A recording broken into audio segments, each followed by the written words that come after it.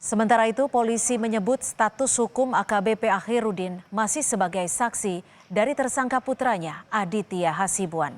Polisi akan segera menggelar sidang etik terhadap AKBP Akhirudin yang diduga melakukan pembiaran penganiayaan yang dilakukan putranya.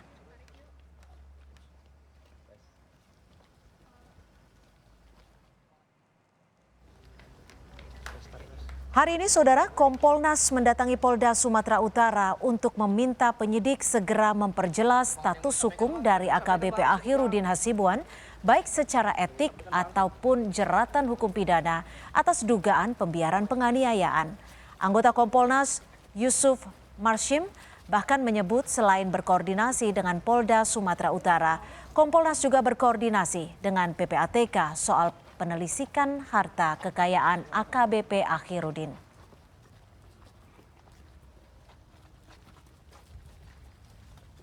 Yang dilakukan oleh PPATK, kami sendiri sudah melihat Polda Sumatera Utara sedang persiapan untuk koordinasi secepatnya dengan PPATK agar bagaimana yang kami maksud tadi, apapun terkait dengan Akhirudin Hasibuan segera mendapatkan kejelasan, baik itu secara etik maupun pidana berdasarkan SOP dan ketentuan peraturan perundang-undangan yang berlaku.